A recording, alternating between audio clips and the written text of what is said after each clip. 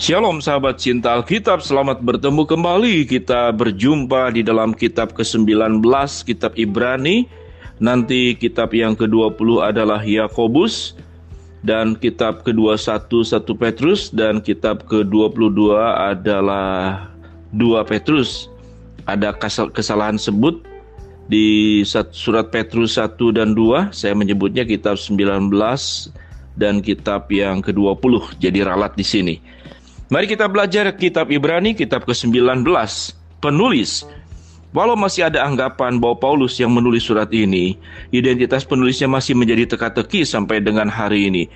Gaya penulisan dan salam Paulus yang khas pada bagian awal setiap suratnya tidak dijumpai di sini.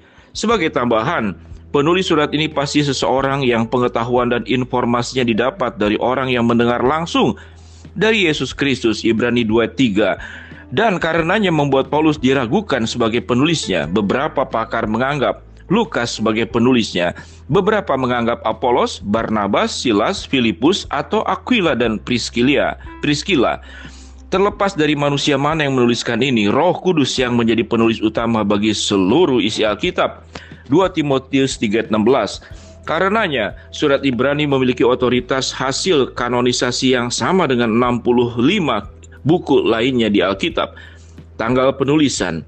Bapak Gereja Clemens mengutip isi surat Ibrani pada tahun 95 karena isi surat ini menyatakan Timotius masih hidup saat itu dan tidak mencatat tentang apapun mengenai berakhirnya upacara pengorbanan perjanjian lama terkait penghancuran Yerusalem tahun 70.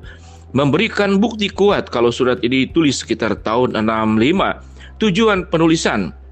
Dr. Walter Martin, pendiri Christian Research Institute dan penulis buku bestseller Kingdom of the Cults, menyatakan surat ini ditulis oleh orang Yahudi kepada kaum Yahudi supaya berhenti berperilaku seperti orang Yahudi.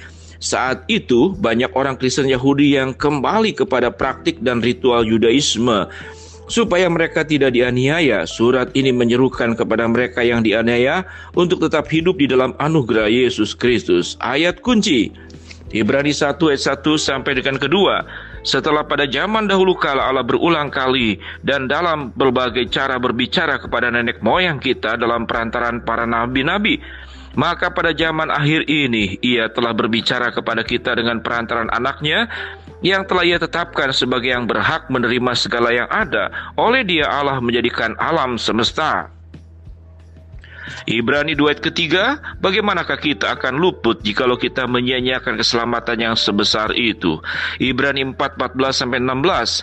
Karena kita sekarang mempunyai imam besar agung yang telah melintasi semua langit, yaitu Yesus anak Allah, baiklah kita teguh berpegang pada pengakuan iman kita. Sebab imam besar yang kita punya bukanlah imam besar yang tidak dapat turut merasakan kelemahan-kelemahan kita. Sebaliknya sama dengan kita, Ia telah dicobai, hanya tidak berbuat dosa. Sebab itu marilah kita dengan penuh keberanian menghampiri tahta kasih karunia, supaya kita menerima rahmat dan menemukan kasih karunia untuk mendapat pertolongan kita pada waktunya. Ibrani 11 ayat 1. Iman adalah dasar dari segala sesuatu yang kita harapkan dan bukti dari segala sesuatu yang tidak kita lihat. Ibrani 12 ayat 1 sampai dengan kedua. Karena kita mempunyai banyak saksi bagaikan awan yang mengelilingi kita, marilah kita menanggalkan semua beban dan dosa yang begitu merintangi kita dan berlomba dengan tekun dalam perlombaan yang diwajibkan bagi kita. Marilah kita melakukannya dengan mata yang tertuju kepada Yesus yang memimpin kita dalam iman dan membawa iman kita itu kepada kesempurnaan, yang dengan mengabaikan kehinaan tekun memikul salib, ganti sukacita yang disediakan bagi Dia yang sekarang duduk di sebelah kanan tahta Allah. Rangkuman Surat Ibrani ditujukan pada 3 kelompok orang Kristen, orang yang mengenal Kristus sebagai fakta sejarah, dan orang yang tertarik kepada Kristus tapi tidak mau menerima keilahiannya. Sangat penting untuk memahami kepada siapa surat ini dituliskan. Jika tidak, kita mungkin akan berpikir surat ini tidak sesuai dengan bagian Alkitab lainnya. Penulis Ibrani terus-menerus menyatakan keilahian Kristus, baik mengenai kepribadiannya maupun pelayanannya. Dalam tulisan Perjanjian Lama kita memahami kalau semua ritual dan upacara dalam Yudaisme itu sebagai cara menyatakan kedatangan Mesias. Dengan kata lain, semua ritual dalam Yudaisme merupakan bayang-bayang akan terang yang akan datang. Surat Ibrani menyatakan Yesus Kristus jauh lebih sempurna dari apapun yang bisa dijadikan korban persembahan melalui ritual agama. Semua ritual agama menjadi tak berarti ketika dibandingkan kehidupan, karya, dan pelayanan Yesus Kristus. Keilahian Yesus Kristus menjadi tema utama di surat ini. Hubungan dari seluruh perjanjian baru mungkin hanya di surat Ibrani ini yang terfokus membahas soal perjanjian lama yang menjadi dasar bagi keimamatan. Penulis Ibrani selalu konsisten membandingkan ketidaksanggupan upacara korban di perjanjian lama dengan kesempurnaan dan keutuhan yang ada di dalam Kristus. Perjanjian lama menuntut korban yang terus-menerus sekali dalam setahun untuk korban penghapusan dosa. Perjanjian baru menyediakan korban bagi penghapusan dosa yang cukup sekali seumur hidup melalui Kristus, Ibrani 10 ayat 10, termasuk untuk mendapatkan akses langsung kepada mahkota kehidupan bagi setiap orang yang hidup dalam anugerahnya. Praktek, selain berisi mengenai doktrin yang dalam terkait kekristenan, surat ini juga memberikan contoh mengenai kehidupan pahlawan-pahlawan iman yang tetap teguh di tengah-tengah situasi yang sulit dan susah. Ibrani 11, mereka membuktikan soal pemeliharaan dan perlindungan Allah yang tidak bersyarat. Seperti mereka, kita juga bisa dengan yakin bersandar pada janji Allah, terlepas dari apapun situasi kita saat ini, dengan berkaca pada iman dalam kehidupan orang-orang kudus di perjanjian lama.